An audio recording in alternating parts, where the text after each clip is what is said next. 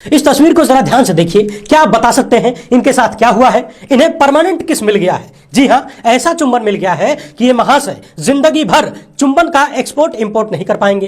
पूरा मामला हम आपको विस्तार से बताएंगे और देखने के बाद अपने घर की महिलाओं और बेटियों को जरूर दिखाइएगा। इसके साथ ही बात करेंगे इन महाशय के साथ वही वाला कांड हो गया है, उड़ता तीर वाला।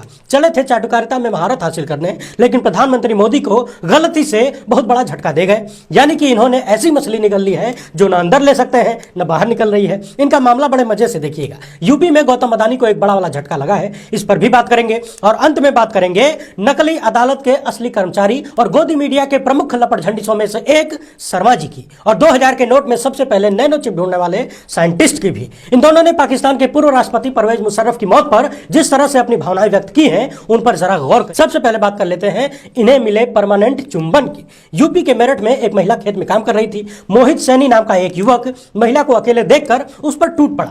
महिला को पकड़कर जबरन किस करने की कोशिश की। फिर क्या था, महिला ने आव दिखाना ताव और मोहित सैनी के चुंबन के इंपोर्ट एक्सपोर्ट पर आजीवन पाबंदी लगा दी। यानी कि इनका निचला होठ काट कर अलग कर दिया। इसके बाद शोर शराबा मचाने पर खेत में काम कर रहे अन्य लोग आए और मोहित सैनी को पकड़कर पुलिस के हवाले कर दिया। इनका कटा होठ पुलिस वाले पैक करके ले गए प्लास्टिक में अलग से। मैं किसी भी रूप में हिंसा का समर्थक नहीं हूं, मगर अपनी जान और सम्मान की रक्षा के लिए महिलाओं को हिम्मत जुटानी ही पड़ेगी, खासकर ऐसे वक्त में जब तथाकथित दुनिया की सबसे बड़ी राजनीतिक पार्टी बलात्कारियों और हत्यारों को रिहा करके माला पहनाए, सम्मान करे, अपनी पार्टी में शामिल कराए। सजा याफ्ता राम रहीम जैसे बलात्कारी जब जी चाहे पैरोल पर बाहर आ जाए, तब ऐसे वक्त में महिलाओं को यह जिम्मेदारी उठानी पड़ेगी। कुल मिलाकर जब सत्ता बलात्कारियों के पक्ष में खड़ी हो जाए तो महिलाओं को अपनी इज्जत बचाने के लिए खुद ही मोर्चा संभालना पड़ेगा। इस महिला ने जो किया उस पर आप क्या सोचते हैं? कृपया कमेंट बॉक्स में जवाब दीजिएगा। हिंडनबर्ग रिपोर्ट के आने के बाद अदानी ग्रुप पर एक के बाद एक संकट बढ़ता ही जा रहा है। कुछ लोग इसे चोर की दाढ़ी में तिनका भी कह रहे हैं। ऐसा ही एक मामला यूपी से सामने आया है। अदानी जीएमआर को स्मार्ट प्रीपेड मीटर लगाने का टेंडर दिया गया था,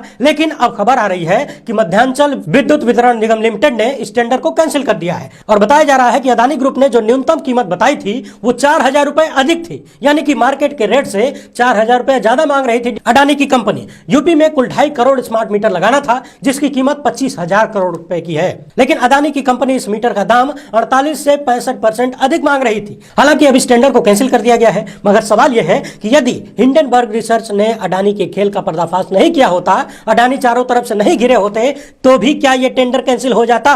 कहीं ऐसा तो नहीं कि चारों तरफ से कटघरे में गिरने के बाद अडानी को दिए गए टेंडर का ख्याल आया कि कहीं ये मामला भी न फंस जाए, कहीं इसकी भी जांच न आ जाए, इससे पहले कि मामला फंस जाए, बदनामी हो जाए, कैंसिल कर दो। लेकिन एक बार हिसाब लगाकर देखिए, यदि अडानी पर इस वक्त संकट नहीं आया होता तो यूपी की जनता का कितने करोड़ का नुकसान होता। 2.5 करोड़ मीटर लगाने थे और एक मीटर में 4000 रुपए एक्स्ट्रा मांगा गया था। तो गुणा करके देख लीजिए। मैंने 1-2 बार करने की कोशिश की, गड़बड़ा गया। आप करना चाहें तो 2.5 करोड़ में 4000 का गुणा करके जवाब कमेंट बॉक्स में लिख दीजिएगा। वैसे एक सवाल और किया जा सकता है कि अब तक अडानी की कंपनियों को जो टेंडर दिए गए, क्या उनकी भी जांच होगी? होनी तो जरूर चाहिए, क्योंकि पैसा तो जनता का है, यानी आपका है। बहरहाल हमारे देश की जनता बहुत अमीर है, उसे 10-20 हजार करोड़ के नुकसान से कोई फर्क नहीं पड़ता। पिछले कुछ दिनों से 28 लोगों की यह लिस्ट सोशल मीडिया पर खूब वायरल हो रही है, जिसमें विजय माल्या, मेहुल चोकसी, नीरव मोदी समेत कुल 28 नाम है और लिखा गया है कि ये वो 28 लोग हैं जिन्होंने भारत के बैंकों को लूटा और भाग गए। इस पोस्ट में यह भी बताया गया है कि कुल अमाउंट 10 लाख करोड़ का है जो भारतीय बैंकों से लूटा गया और लेकर भाग लिए गए। और इसमें देखने वाली बात यह है कि इनमें से कोई भी मुस्लिम नहीं है और ना ही कोई सिख है। और अंत में जो लिखा है वो ये है कि विजय माल्या के अलावा बाकी सब के सब गुजरात के हैं। वहीं सोशल मीडिया पर कुछ लोग गुजरात और गुजरातियों के बारे में भी उल्टी सीधी बातें लिख रहे हैं, लेकिन ये ठीक नहीं है। गुजरात की जनसंख्या 6 करोड़ से अधिक है। कुछ लोगों के कुकर्मों की वजह से पूरे गुजरात को बदनाम करना अच्छी बात नहीं है। वैसे ये शोध का विषय है कि आखिर सारे के सारे भागने वाले, सारे के सारे भगोड़े, सारे आर्थिक भगोड़े एक ही जगह से क्यों है? गुजरात से ही क्यों है? आखिर गुजरात में ऐसी कौन सी विशेष सुविधा मिल रही है कि ज्यादातर आर्थिक भगोड़े वहीं से हैं? वहीं अडानी मामले को लेकर संसद के बाहर सभी विपक्षी दल एकजुट होकर जेपीसी बनाने की मांग कर रहे हैं और जांच की मांग कर रहे हैं। पिछले 8-9 सालों में यह पहली बार है जब मोदी सरकार भयंकर संकट के बीच घिरी हुई है। बड़े बड़े राजनीतिक जानकारों का यह कहना है कि अडानी के ऊपर आया यह संकट नरेंद्र मोदी की सरकार को बहुत लंबा चौड़ा नुकसान देने वाला है। हालांकि गोदी मीडिया भरपूर प्रयास कर रहा है कि अडानी पर लगे फ्रॉड के आरोप को इधर उधर भटकाया जा सके। वहीं लोग अब यह भी पूछ रहे हैं कि ये सफेद टोपी वाले बाबा किधर है? क्या अडानी मामले पर यह धरना देंगे? वैसे अन्ना हजारे आजकल कहां है, आपको पता पता लग जाए तो बताइएगा। कांग्रेस के जिन तथाकथित घोटालों में कुछ नहीं मिला उसके खिलाफ, कालाधन के खिलाफ और लोकपाल की मांग को लेकर जो अन्ना हजारे पूरे देश में तांडव मचा रहे थे, अब जब अदानी के फ्रॉड का मामला पूरी दुनिया में चर्चा का विषय है, तब अन्ना हजारे कहां हैं? अन्ना हजारे साहब का पता नहीं चल रहा है, कौन सी समाधि में चले गए हैं। ये जनता के सवाल हैं, हम कुछ नहीं कह रहे हैं। पूछता है भारत टाइप का। अब सबसे पहले बात कर लेते हैं इन महाशय की। नाम है सुरेश चौहान के और काम है पत्रकारिता के नाम पर देश में नफरत, दंगाई मानसिकता और उन्माद फैलाने की 24 घंटे साजिश करना और कोशिश करना। 4 फरवरी को इन्होंने ट्विटर पर एक चुनावी सर्वे करा लिया जिसमें इन्होंने पूछा कि प्रधानमंत्री के रूप में 2024 के लिए आपकी पसंद कौन है, और 4 ऑप्शन दे दिए, नरेंद्र मोदी, राहुल गांधी, नीतीश कुमार और ममता बनर्जी। वीडियो शूट होने तक इनकी वोटिंग में 54% लोगों ने राहुल गांधी को चुना, 41% लोगों ने नरेंद्र मोदी को और बाकी दोनों को 3-3%। सुरेश चौहान के ने ये वोटिंग क्या सोचकर करवाई होगी ये बताने की जरूरत तो नहीं है, लेकिन इनके साथ वही उड़ता तीर वाला मामला हो गया। अब ये बेचारे अगर इस पोस्ट को डिलीट कर दें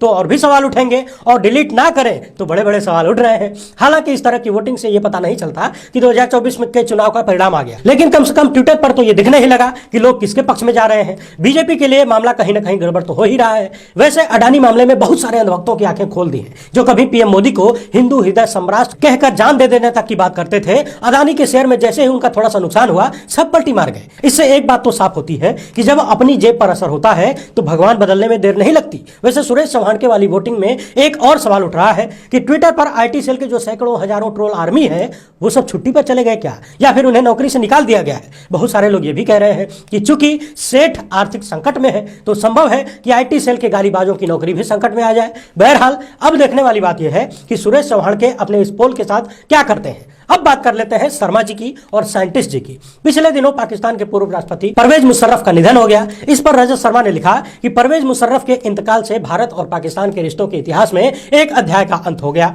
दिल्ली में, लंदन में और इस्लामाबाद में मेरी उनसे कई बार मुलाकात हुई। मुशर्रफ हमेशा बहुत ही साफ गोई से अपनी बात रखते थे। ईश्वर उनकी आत्मा को शांति दे। अब सवाल यह है कि रजत शर्मा साहब, आप मुशर्रफ की कौन सी साफ गोई की बात कर रहे हैं? ये वही मुशर्रफ थे जिन्होंने चोरी छिपे कश्मीर में घुसकर कारगिल वार की शुरुआत की। पड़ोसी देश में वेश बदलकर अपनी सेना को चोरी छुपे घुसाना, ये कौन सी साफ गोई होती? वही कारगिल वार जिसमें हमारे सैकड़ों जवान मारे गए, और वो भी ऐसे वक्त हुआ जब कुछ दिन पहले ही हमारे देश के प्रधानमंत्री अटल बिहारी वाजपेयी जी पाकिस्तान गए थे, ये सोचकर कि पड़ोसी देश से रिश्ता सुधारा जाएगा। यानी कि दुश्मन देश का राष्ट्रपति जो हमारे देश में चोरी छिपे सेना भेजकर हमारे देश के सैनिकों को मारता है, हमारे क्षेत्र पर कब्जा करने की कोशिश करता है, वो आदमी रजत शर्मा की नजर में साफ गोई से बात करने वाला है।